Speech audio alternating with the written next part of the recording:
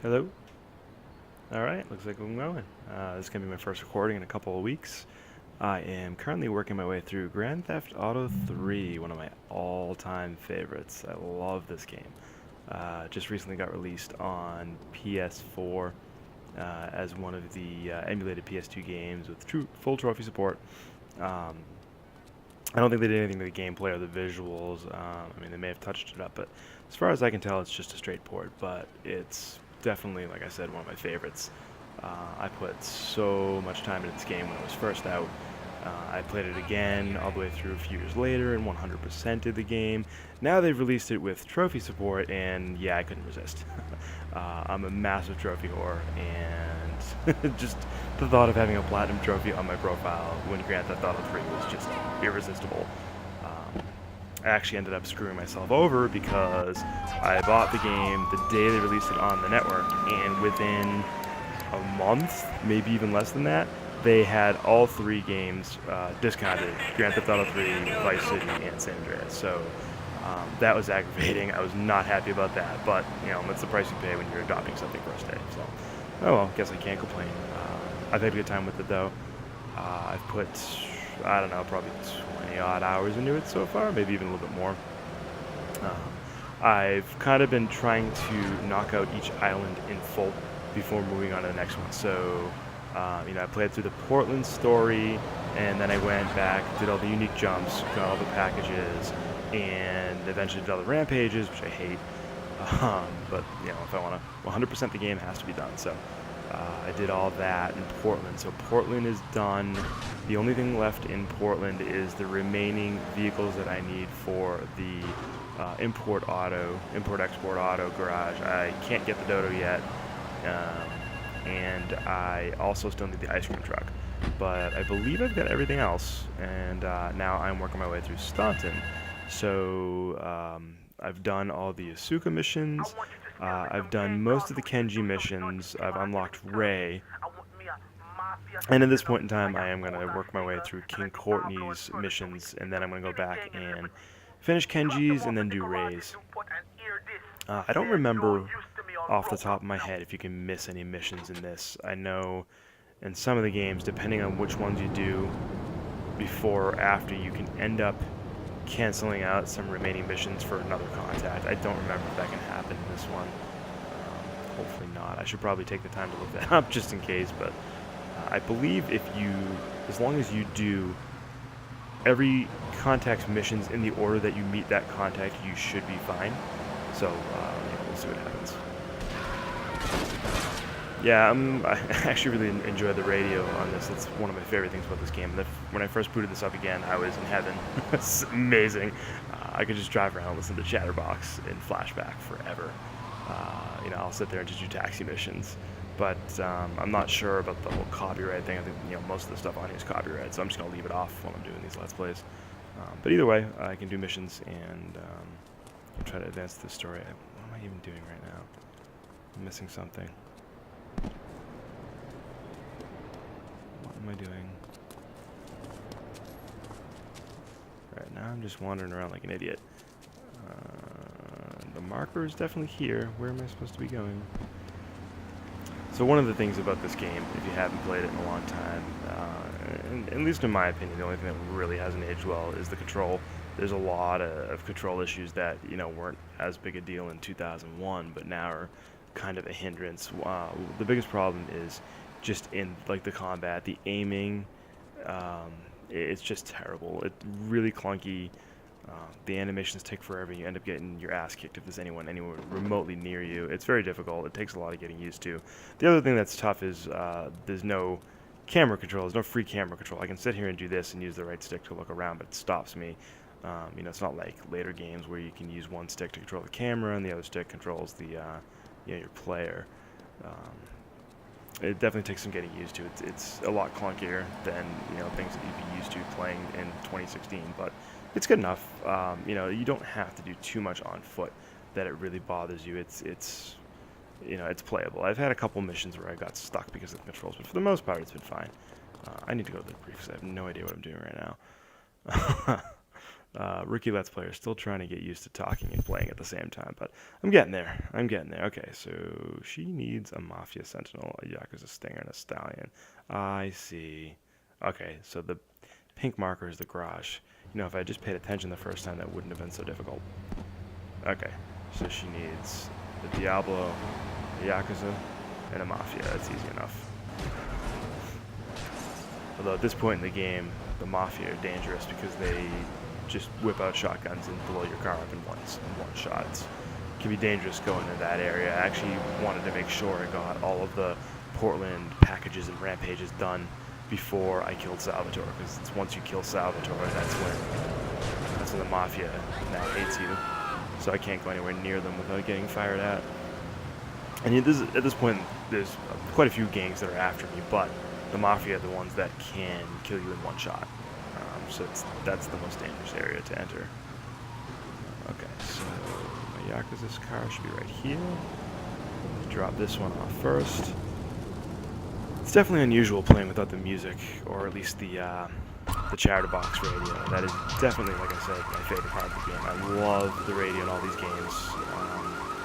And I played up until 5. I played most of them pretty extensively.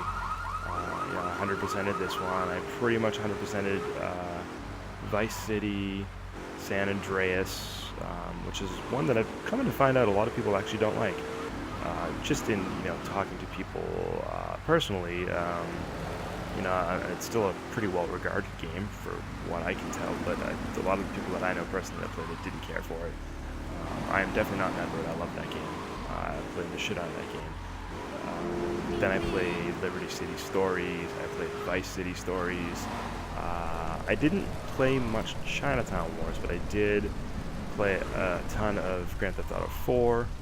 I messed around with the DLC a little bit. I didn't put them all the way in here. Hold on. I didn't quite finish Ballad of Gay Tony, and I didn't finish Lost in the Damned, but definitely still on my list someday.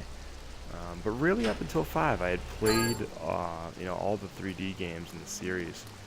I don't know what happened with 5. I guess I kind of got into the same situation as a lot of people seem to get. They're not tired of the series, but they played it a bit, liked it, and then just moved on to something else. That's another thing that seems to be a common for 5. I've talked to quite a few people that say the same thing. They played it a bit. They have no problem with the game. They liked it. They just were kind of done with it at that point, moved on, which is sad because it seems like a great game. I wish I had taken the time to play through it. I still could. I should probably stop playing old games if I want to do that, but that seems to be my habit lately. I mean, I've always been a big fan of gaming in general, retro gaming, current gaming. I'll play a new game, then I'll play an old game, then I'll play a new game. But for some reason in the last year, I keep getting caught up in these old games, and it's nice to relive them, but sometimes I sit around and think, what am I doing? I have all these games that I purchase, and I'm sitting around playing something from 2001. But, I guess I just do what I want to do at any given time, and if I feel like playing GTA 3, then I play GTA 3. If I feel like playing The Witcher, then I play The Witcher, that's all. But just for some examples, I've been spending a lot of time on this, obviously. I spent a lot of time, or I'm still kind of in the middle of Super Star Wars, which I also downloaded for PS4. That's a great one. Very, very difficult. That's one of those games that when I played it a little bit later, I wouldn't say disappointed, but I found the control to be a bit of a mess compared to how I remembered. It was still a good game, but it's definitely one of those ones where I definitely remember it a little more fondly than when I played it recently. Not to say it's bad, but it is very, very challenging. And then the other one, probably the biggest one, is Final Fantasy X. I put over 100 hours into that game last year, and found myself wondering why. This is the 3rd time I've beaten that game, and I enjoyed it thoroughly every single time.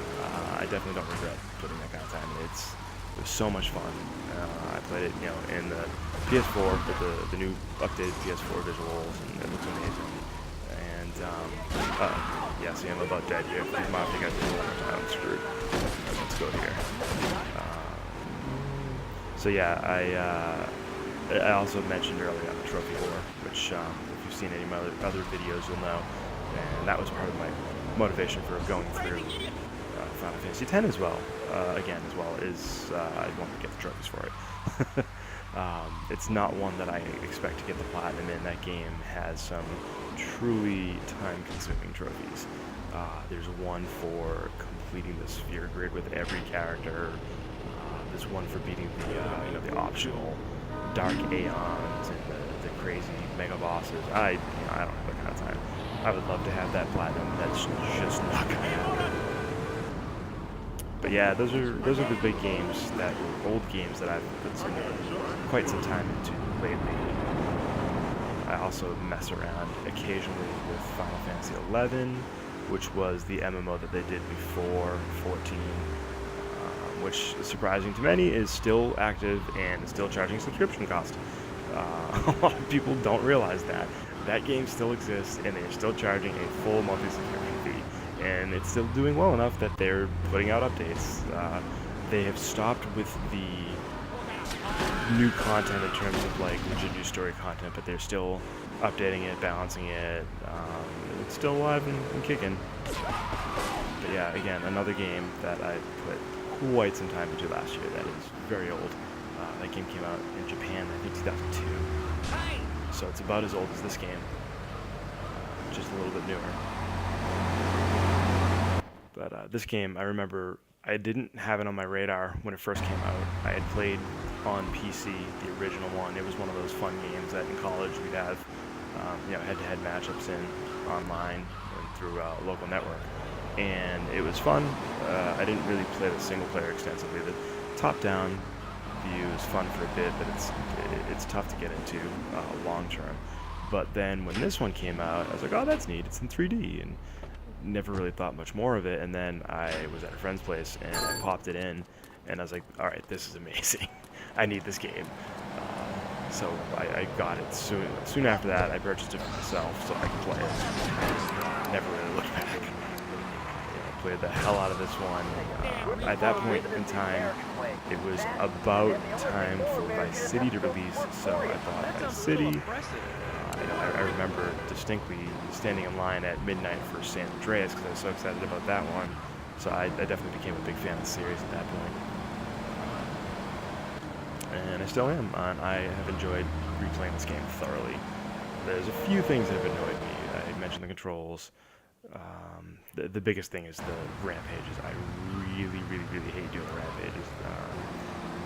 For lack of a non-punny phrase, they send me into a rampage. It's just terrible. it's almost luck-based.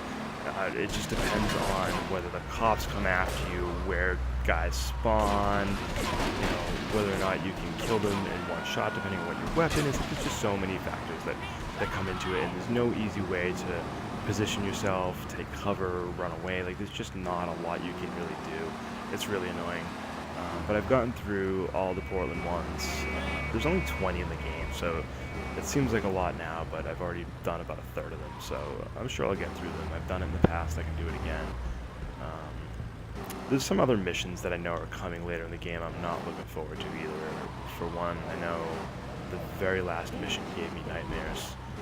That one's terrible. I think it's called The Exchange. You're on a dam, you gotta shoot down a helicopter. It's just awful. And then I also remember getting the FBI car is a nightmare as well. That is, you basically got to get yourself to a 5-star wanted level so that the FBI shows up.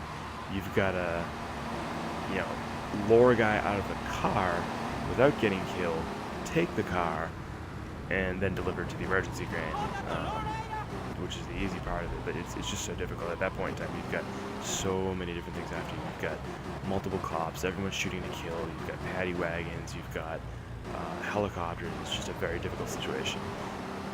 And in the midst of all that, you've got to somehow find a way to steal the FBI car. It's very difficult. So I'm not looking forward to that, but eventually I'll have to get it done. So for the moment, I am trying to find a Diablo Stallion. I really don't know why it's so difficult. Usually those things are everywhere in the gang territory, but I do not see one. This is really strange. I mean, I guess because it's in-game time, 3 a.m., but still, you usually can find these things pretty easily. I'm really surprised that I am not coming across any. Well, at least this mission is not timed, so I don't have to worry about running out of time. I would like to get this mission done. Oh, there we go. Move on to the next one. So anyway, my goal for right now is, this play session, is to keep working on missions so that I can get Shoreside Vale opened. I haven't done everything in Staunton yet. I haven't done all of the packages and all of the Mafia territory. I haven't done all the packages, I haven't done the rampages yet. I have done all the unique jumps in Staunton. There's only about 4 of them. I've knocked those all out, and you know, like I said, I'm working through the missions. I also did go out of my way to do the vehicle missions early, because those are another of the more major annoyances in the game. If you've ever played, there's 4 vehicle-specific missions in the game, and they require you to do various, you know, like collection runs in, you know, sort of off-road areas. One of them is in a car park, but the other one is in the game's version of Central Park. Then there's one that's on the beach in Portland, and then the last one is in an off-road area in Shoreside. So I've actually managed to knock out 3 of the 4 already. I'm very happy about that, because I am not looking forward to doing the last one. But those are slightly less rage-inducing than the rampages, I feel, but they're still challenging. At least there's only 4 of them. So yeah, I've knocked out those. I've knocked out all the unique jumps here. So once I get the missions done, I'm still going to try to work my way through the rampages. And then the hidden packages are easy. Just open up a guide and you can have those done in 10 minutes. That's not a problem at all. I may make a video out of that. Still kind of deciding what I'm going to do with my my newfound YouTube channel. I'm not really expecting much in terms of viewers or anything, but it's a fun little hobby, and I want to at least give my own flavor to it. So I'm thinking of probably doing something that's trophy related, trophy hunting type stuff, because that's I just enjoy that. And even though there are people who absolutely hate that kind of thing for some odd reason, there's a lot of people who enjoy it. So if anyone does end up watching, it would be something that kind of sets me apart from most Let's Players. Yeah, it is funny reading on the internet. You'll go to these forums on these trophy websites like PlayStationTrophies.org, and you have all these people that are discussing strategies to get a particular trophy, blah blah blah. And then there's always one jackass that comes in and goes, "Why do you guys waste your time with this? You guys are losers. Why do you hunt trophies? They're meaningless, blah blah blah." And it's like, well, you're the one who's trolling the forums on a trophy website. Like, how does that not make you worse? I don't get it. I don't understand why people care. It's I can definitely understand why you don't care in terms of getting them for yourself, but I always found it really, really funny that some people get legitimately angry at other people for enjoying trophies and achievements, as if it somehow ruins the game for them. I just don't get it. But then again, I understand a lot of things people do, so I guess it's not that surprising. Anyway, I'm going to rip off another yardie here, and I am going to actually pause the game for a moment, refresh my beer, and head into the next video. So, thank you for joining me.